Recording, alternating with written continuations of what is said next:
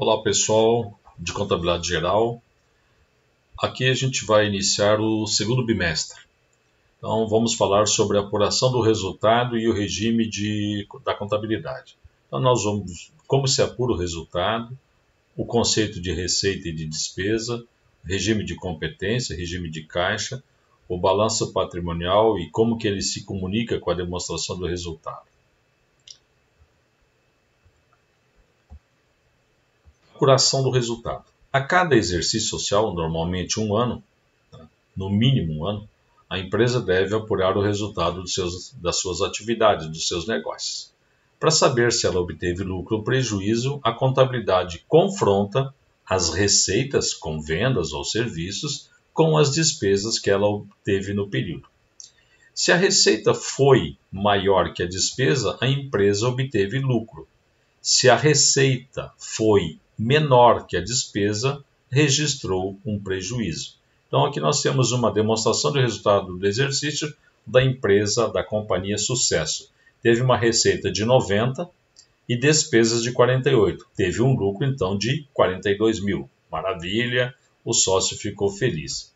Já a DRE da companhia Fracasso teve uma receita de 60 e uma despesas de 72. Logo, teve um prejuízo de 12 e aqui o sócio cabisbaixo. O conceito de receita e despesa. Na apuração do resultado, nós realizamos o confronto entre receitas e despesas. Receitas menos, esse sinal aqui significa menos, despesas, receitas maior que as despesas, temos um lucro. Receitas menores que as despesas, temos um prejuízo. Quais são as características dessa apuração de resultado? A apuração do resultado é realizada no mínimo a cada exercício social, mas as empresas precisam ter uma demonstração no mínimo uma vez por mês para acompanhar o desenvolvimento dela, não esperar passar um ano para saber o resultado. E a DRE, no caso, é um resumo ordenado então das receitas e despesas do período, né, de apuração. Ela é realizada então em forma destacada nessa DRE, demonstração do resultado, ela faz um resumo ordenado das receitas e das despesas. O que são receitas? Receitas são advindas da venda de produtos, de mercadorias ou da prestação de serviço. Se essa receita for realizada à vista, haverá uma entrada de dinheiro no caixa. Se for a prazo, haverá uma entrada de direitos a receber ou duplicatas a receber ou clientes. À vista entra dinheiro no caixa, a prazo entra duplicatas a receber ou clientes. As receitas sempre aumentam o ativo. Por quê? Haverá uma entrada no ativo de dinheiro e haverá uma entrada de duplicados a receber. Porém, nem todo aumento do ativo significa receita. Eu posso aumentar o meu ativo, por exemplo, ter mais dinheiro no banco, através de um empréstimo, de um financiamento. O banco libera o dinheiro, vai lá para a minha conta corrente, aumentou o meu ativo, só que aumentou a dívida também. Tá? Se eu fizer uma compra a prazo, vai entrar mercadorias no meu ativo, vai aumentar o meu ativo, né? E não significou uma receita. O que eu confirmo, toda receita aumenta o ativo. Toda receita vai gerar um aumento do ativo. Mas nem todo aumento do ativo é advindo desta receita, porque eu posso ter empréstimo, compras a prazo, etc. O que são despesas? Despesas são todo o sacrifício, todo o esforço que a empresa teve para obter uma receita, para ela gerar essa receita. Ela tem que ter uma estrutura, luz, telefone, bem instalado, limpeza da loja para poder vender, né? Pagar o salário dos vendedores, comissão de vendedores, etc. Então, despesa é todo o sacrifício, é todo o esforço que a empresa tem para obter uma receita. É compra de matéria-prima, utilização da matéria-prima, de mão de obra, é o consumo de bens, a depreciação dos equipamentos, né, a manutenção dos equipamentos, serviço de advogado, contador, vendedores, etc. Então, tudo que é despesa para obter uma receita. Essas despesas podem ocorrer tanto à vista quanto a prazo. Se elas forem à vista, haverá uma saída do dinheiro do caixa ou da conta bancária. Se for a prazo, vai aumentar as obrigações, ocorrerá um aumento das obrigações em duplicatas a pagar, fornecedores lá no passivo. Então, as despesas também podem ser à vista ou a prazo, ok? Se for à vista, sai dinheiro do caixa ou banco. Se for a prazo, vai registrar a dívida lá no passivo, em contas a pagar, duplicados a pagar ou fornecedores. Outras considerações. Aqui é uma questão de vocês irem se acostumando com nomenclaturas. Caixa.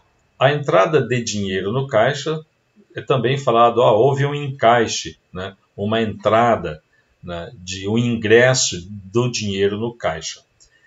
Saída é um desembolso. O termo mais utilizado é desembolso, mas pode ser o desencaixe. Houve um desencaixe de 10 mil reais nesse período. Houve um desembolso de 10 mil reais nessa semana. Questão de só nomenclatura. O que significam perdas? Perdas são as variações que ocorrem na empresa de forma anormal, inesperada ou involuntária em algum ativo. Por exemplo, queimou o estoque, houve um incêndio, houve um roubo, houve uma inundação, né, um cataclisma lá, um furacão, e que você perdeu seus bens. Então não é nenhuma despesa, é uma perda, vai direto na conta de resultado como perda e não como uma despesa. Despesas são aquelas necessárias para a atividade normal da empresa, para a atividade operacional da empresa. Operações a prazo e à vista. Operações receita.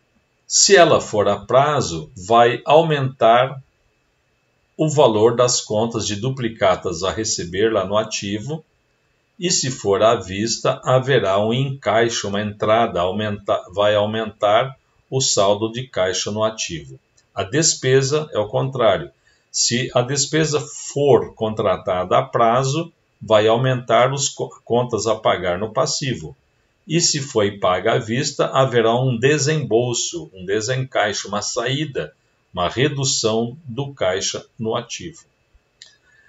Essas operações de receita e despesa são registradas, vão ser apuradas na demonstração de resultado do exercício.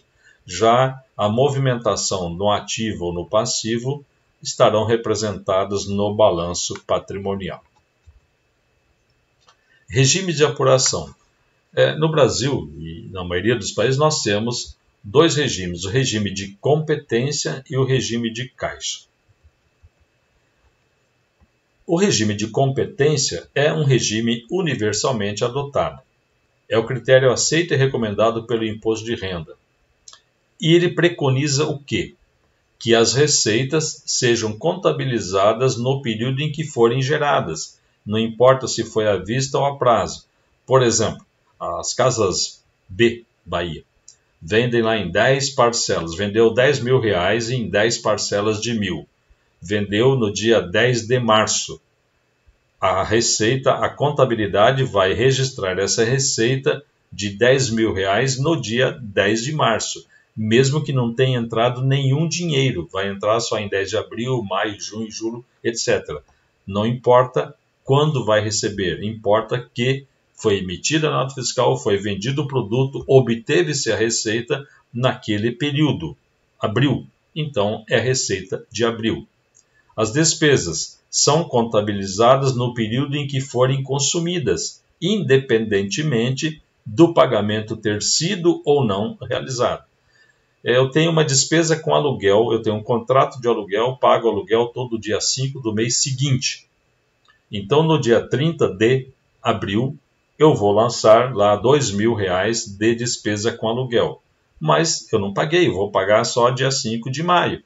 Não importa, a despesa do aluguel é do mês de abril. Os funcionários normalmente recebem no 5º dia útil do mês seguinte, mesma coisa.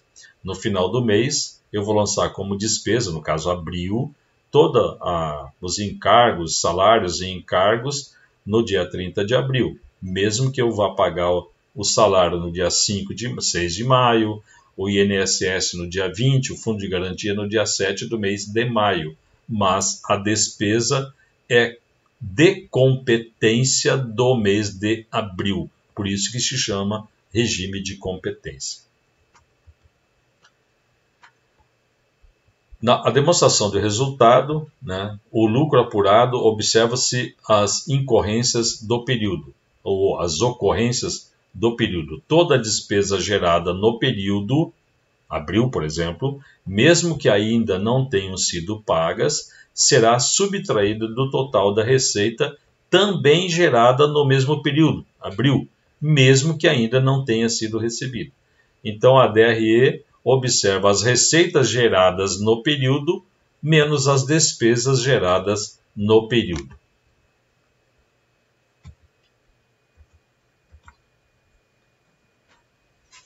Só conferindo. Ok. Então, eu tenho aqui toda a despesa, foi o que a gente viu. Apuração do resultado do ano X. Vamos atender ao regime de competência. Se eu estou apurando o ano X1, eu vou considerar toda a receita ganha obtida no ano 1, confrontando com toda a despesa incorrida ou ocorrida naquele ano, no ano 1, do mesmo período, ou seja, da mesma competência. Regime de caixa. É possível, mas é restrita a entidades sem fins econômicos, sem fins lucrativos, já que essas entidades não pagam imposto de renda, são imunes, são isentas de imposto de renda, então não tem essa questão de lucro ou prejuízo que a Receita Federal tanto procura. No caso de regime de caixa, as receitas serão contabilizadas no momento que receber o dinheiro, e as despesas são contabilizadas no momento do pagamento. Então, por exemplo, aquele aluguel lá do mês de abril, que nós lançamos na contabilidade no dia 30 de abril, pela competência. Pelo regime de caixa, será uma despesa do mês de maio, porque será pago no dia 5 de maio. Aquelas Casas Bahia lá que vendeu no dia 10 de abril R$10.000. Pelo regime de caixa, só vai contabilizar a receita R$1.000 no dia 10 de maio, mais R$1.000 no dia 10 de junho e assim por diante. Então, pelo regime de caixa, só se contabiliza receitas efetivamente recebidas e despesas efetivamente pagas. Porém, não se aplica, né, para as empresas em geral, apenas para as pequenas empresas que fazem regime de caixa, os MEI, né, e para entidades sem fins lucrativos. O balanço patrimonial versus demonstração de resultado e regime de competência. Os valores contábeis, né, vão estar registrados nas contas do balanço patrimonial ou da DRE. Se forem contas patrimoniais, contas de ativo, passivo e patrimônio líquido, né, estarão demonstradas no balanço patrimonial. Se essas contas forem de resultado, receita ou despesa, estarão no grupo da demonstração do resultado do exercício. Balanço patrimonial ativo. O ativo são itens que trazem benefícios para a empresa. Eu tenho veículos que vão fazer as entregas, eu tenho os equipamentos que vão ajudar a vender, eu tenho toda a minha infraestrutura montada para atender o cliente, uma loja montada, um showroom montado para atender, então trarão receitas, benefícios para a empresa.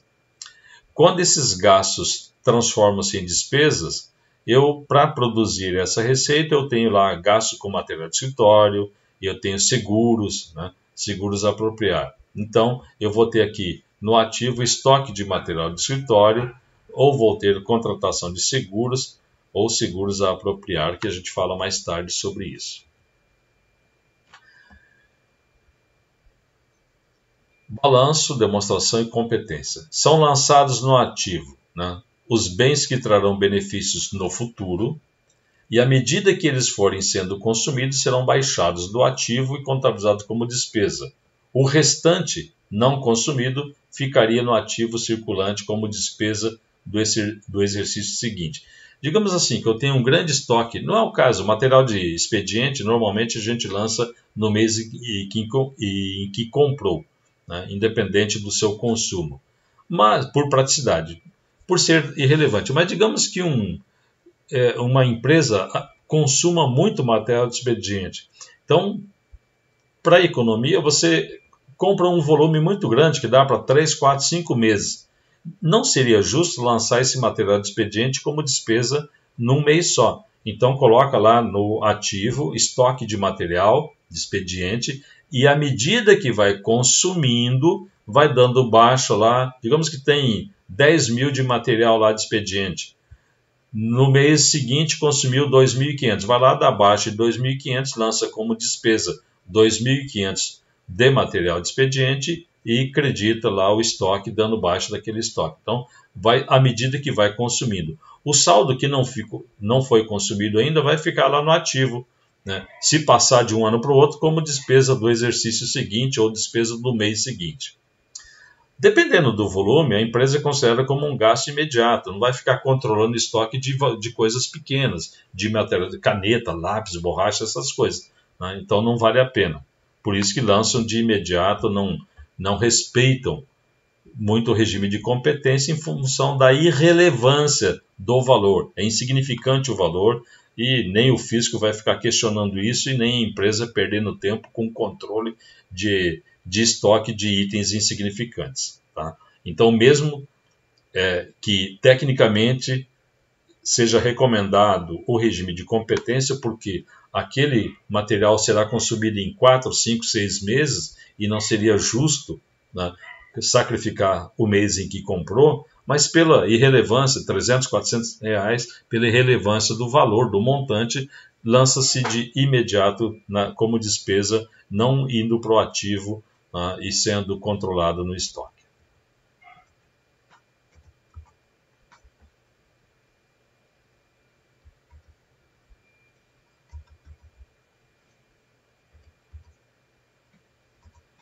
Está faltando alguma coisa aqui. Ok. Atendendo também ao regime de competência. Ao final de cada ano, para apurar o lucro do período, nós temos alguns ajustes na contabilidade. Nós temos, normalmente, quando se vende a prazo, você tem perdas estimadas, clientes que não pagam. Aí você faz um histórico do que ocorreu no ano ou nos anos anteriores e faz uma estimativa para devedores duvidosos ou provisão para crédito de liquidação duvidosa. Então você vai fazer uma perda, digamos que 3% dos seus clientes não pagam. Você vai lançar como despesa desse ano de 2020, né, uma perda de PCLD, uma provisão de 3% sobre o montante de duplicados a receber.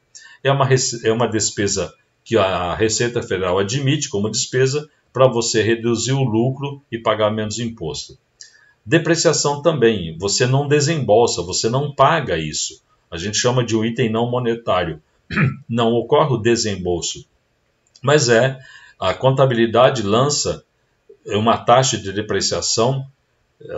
Essas taxas são fixadas pela Receita Federal, pelo Imposto de Renda, pelo Regulamento do Imposto de Renda, mas você tem a liberdade de utilizar outras taxas, desde que calculadas de forma adequada. O que é depreciação? É o gasto relativo ao uso dos bens. Eu tenho lá os meus móveis e utensílios. Com o uso, eles vão se desgastando, né? Além da manutenção, eu posso lançar lá 10% do valor dele todo ano como despesa. Os veículos têm o desgaste também. Eu posso, em função da sua vida útil, lançar 20% ao ano do valor do veículo como despesa, mesmo que eu não pague essa despesa, mas ela Então, é um ajuste que se faz no exercício social para apurar o resultado. Nós temos, então, alguns ajustes em função do regime de competência, que é essa provisão de perdas, a depreciação, entre outros. Qual é o efeito do lucro no balanço? Eu tenho o lucro apurado, o lucro pertence ao proprietário, né? Se deu lucro, ele será distribuído ao proprietário. Se deu prejuízo, os sócios proprietários, irão assumi-lo. Parte do lucro pode ser reinvestido. Vai estar lá no balanço, estarão lá na conta lucros retidos, reserva de lucros, lucros acumulados. Tá? Entra no balanço via patrimônio líquido, que é a origem, tá? E aplica-se esse resultado no ativo. A parte do lucro distribuída aos proprietários é denominada dividendos. A empresa distribuiu dividendos, ou seja, distribuiu parte dos lucros aos sócios. Tem uma assembleia da empresa para aprovar a distribuição de dividendos aos sócios. Dividendos, nada mais é do que distribuir parte do lucro apurado aos sócios da empresa, porque o empresário montou a empresa para ter lucro e ele quer parte desse lucro, né, devolvido para ele ou encaminhado para ele. Mas, para manter as atividades, é bom que não seja distribuído tudo. Parte fica reinvestido em lucros acumulados em reserva de lucros para manter, né, o pagamento da empresa em dia, não exigir uma redução do capital de giro da empresa. Continuando com o efeito, digamos aqui, um balanço patrimonial após a apuração do resultado. No início do ano eu tinha aqui no caixa, só para simplificar, no início do ano eu tinha R$900 e no patrimônio líquido, capital R$900. Então fechava o balanço em R$900. No final do ano, após um ano, na apuração do ano, o caixa ficou em R$1.200, o ativo ficou em R$1.200 e o lucro, o patrimônio líquido, ficou em R$1.200. Mas como? Por quê? Houve um aumento de R$300. Da onde veio esse R$300?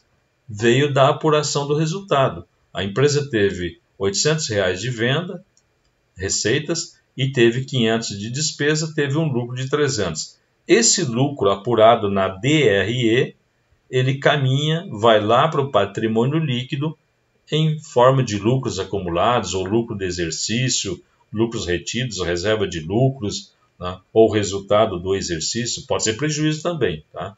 Não necessariamente que esse resultado seja só lucro, e viria aqui de qualquer maneira. Se fosse prejuízo, viria de forma negativa, de forma redutora. Mas é aqui que o balanço patrimonial conversa com a demonstração de resultado. Aqui só uma citação do Pai Rico, Pai Pobre. Né? Muitos novatos nas finanças não conhecem a relação entre a demonstração de resultado, a DRE, e o balanço. O entendimento desta relação é vital. Nós precisamos saber que apura-se o resultado, esse resultado vai impactar no balanço patrimonial. E é isso que vocês precisam entender, ok? Isso fica para a próxima aula. Hasta la vista.